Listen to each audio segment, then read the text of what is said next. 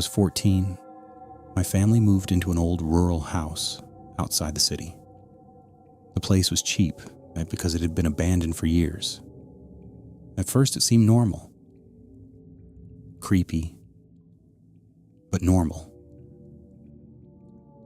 Then every night around midnight, we started hearing scratching sounds under the floorboards.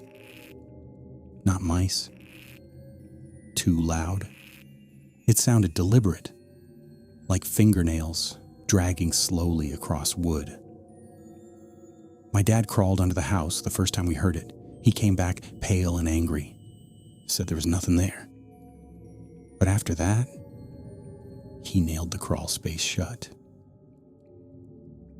The sounds kept happening every single night.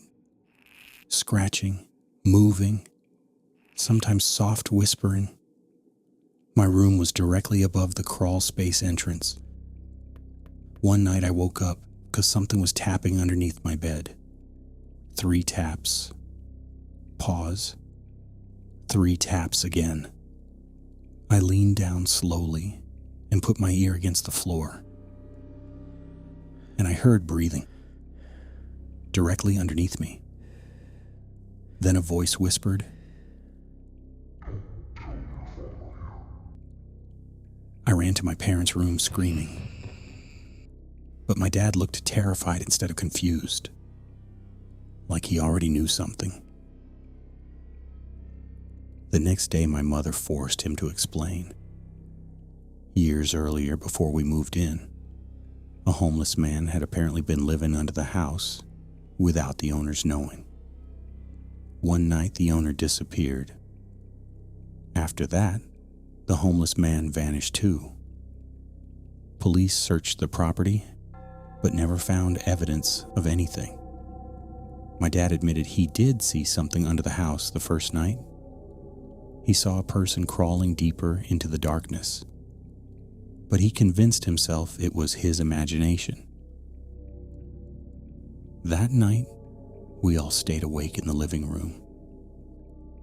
Around 1 a.m., the scratching started again, except this time, it was above us. Nobody wanted to go upstairs. We just sat there in silence listening. The scratching had stopped.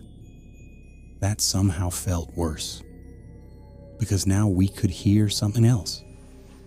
Movement. Slow footsteps crossing from one end of the house to the other. My mother kept saying it had to be an animal, but even she didn't sound convinced. Then came the sound that still bothers me years later. A floorboard creaked directly above the living room.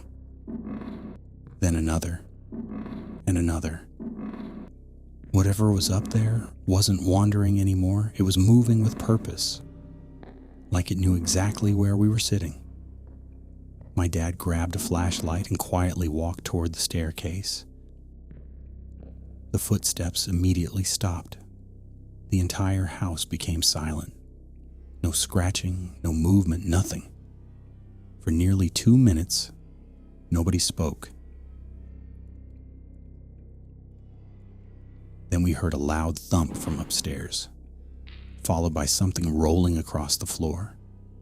My dad slowly climbed halfway up the staircase and pointed his flashlight toward the hallway. That's when he froze. At the very end of the hall, one of the bedroom doors was slowly swinging shut. Nobody had been upstairs. We all knew that. My dad rushed up the remaining steps. The rest of us followed a few seconds later. When we reached the hallway, every room was empty, but the air smelled strange, like sweat, like someone had been living there for a long time. Then we heard a single scrape coming from above us, from inside the attic. We heard footsteps moving slowly across the ceiling, heavy, dragging, back and forth. My dad grabbed a flashlight and went upstairs. I'll never forget the sound he made when he opened the attic door. not a scream. More like shock, like his brain couldn't process what he was seeing. Police arrived 20 minutes later.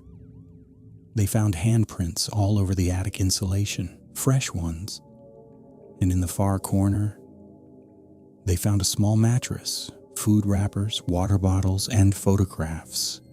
Dozens of photographs, all of us sleeping, taken from inside the house.